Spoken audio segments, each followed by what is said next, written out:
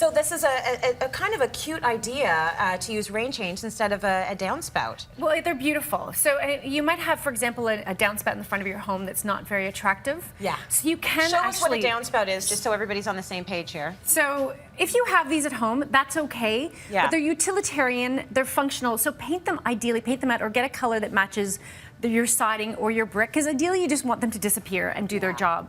Then as the water comes down, regardless of using a downspout or a rain chain, make sure you get that water away from the house. So you can collect it in a rain barrel or you can divert it away, but get it away from the house so you don't have water issues in your home. That's right. Okay, so we've got a couple of pictures here to show people how it works. We saw it in your piece of tape, but let's look at Joan now. So Joan and Bob, they live in Scarborough here in Toronto, and they installed a rain chain on their shed.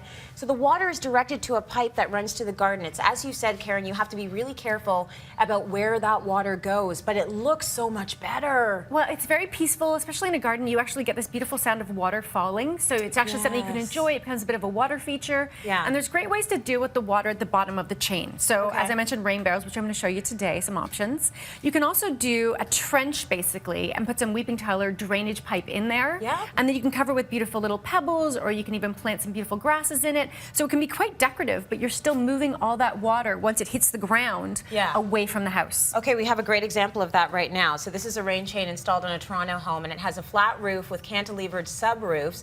The water runs into, as you said, a weeping bed covered by river stones, and it's directed to landscaping. So this was designed by an architect and installed by a contractor. So some thought went into where that water was going to go, but there's just something about that look. You can even imagine in the winter when it freezes, it probably looks beautiful too. Exactly. And obviously the nice thing about the rain chain is it doesn't collect any debris. So if you have leaves and that kind of thing. So I'm going to show you a couple different options, because we can go very decorative or very simple. Sure. So if you're doing something like shed, for example, or maybe you're up north and it's the boathouse and you don't want to spend a lot of money, you can just go to your, home builder store. These all came from Home Depot. And you can just do just a regular chain. And this is galvanized. I would like this in a necklace. A little heavy. It's a little heavy. But I just think it's very, Well, and that's actually a good point. This is heavy. And the great thing about that is if you're in an area, say you're up north at the lake and you have a lot of wind, you don't necessarily want aluminum, which is great outside and doesn't rust because it's so light, it may move too much. Yeah. So think about the weight. If you also have a 2-story house or 3-story house and you're doing a chain, something like this might be too heavy because you have all that weight on the gutter, on the eaves trough. Good point. So consider that. Look at the different finishes too. So this is the galvanized. This one is zinc coated, which is also good outside. It's not quite as durable as the galvanized, but it has a bit of a shiny finish. Over time, you're probably going to lose a little bit of this. It's going to patina. Right, which is fine. It's outside. Then we get into the more decorative versions. And of course, traditionally, these have been used for hundreds of years in Japan, and they were often done in copper. And so you can do these double loop chains, which is very modern, looks great with a modern exterior, with a little cup to hold it, or just a little V-hook.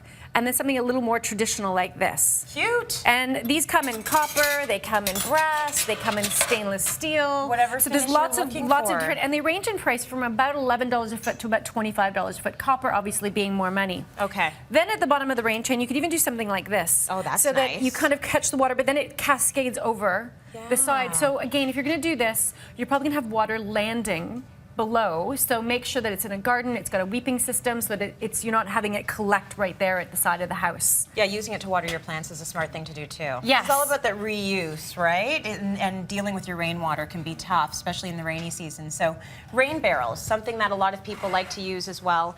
They are looking nicer and nicer every year. Well, the nice thing is we have more modern options these days. So we have something like this from Home Depot where you could even just put little river rocks on top. You just have the rain chain or your downspout, just drop right into the top. All rain barrels will have a spot that you can hook up a garden hose with a tap.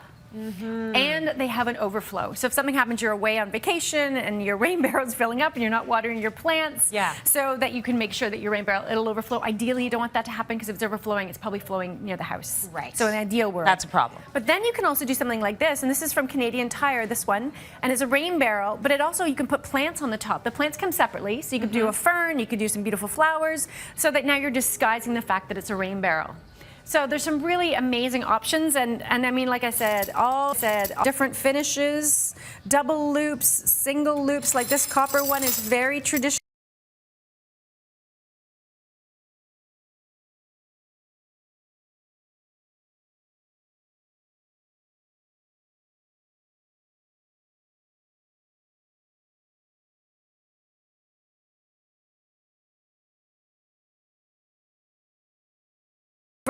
with each one, and a little bit more kind of water feature, a little bit more waterfall noises in the backyard. So it's quite beautiful. Very calming for Yes. people.